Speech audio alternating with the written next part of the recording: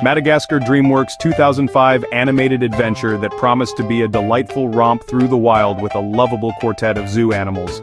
Instead, it turned out to be an oddly lackluster journey that feels more like an extended commercial for plush toys than an engaging film. Let's dive into the many reasons why Madagascar might be the most overrated animated escapade to hit the big screen, and have a laugh at its missteps.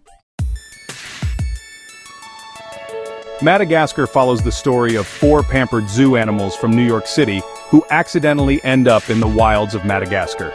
It sounds like a setup for a thrilling adventure, but the plot meanders like a lost tourist in Times Square. After a brief stint in the zoo, our heroes Alex the lion, Marty the zebra, Gloria the hippo, and Melman the hypochondriac giraffe find themselves on a ship to Africa, thanks to a series of improbably convenient events. Once they land in Madagascar, the plot devolves into a predictable tale of fish-out-of-water cliches and lukewarm attempts at humor.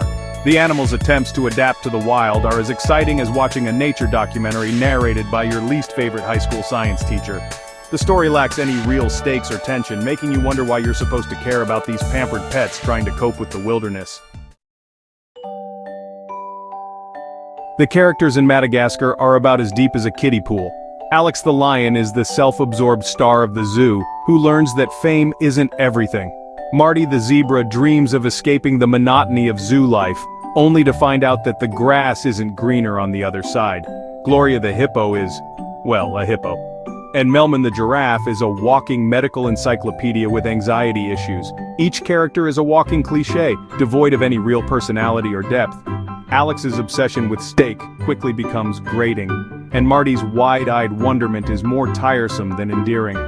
Gloria and Melman are little more than background noise, their presence barely adding anything to the story.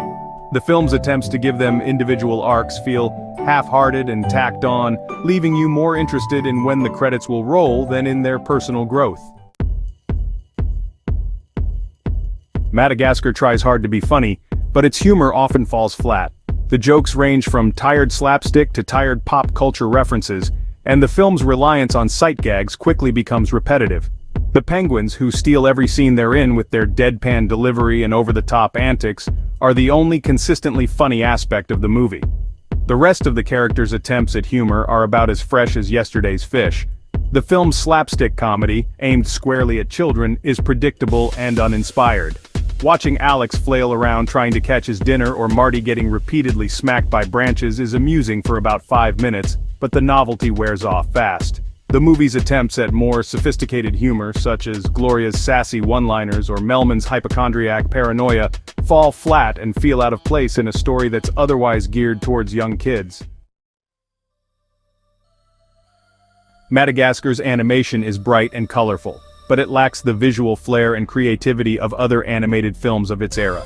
The character designs are simplistic and exaggerated, which works for the younger audience but feels uninspired compared to the more detailed and nuanced animation of competitors like Pixar.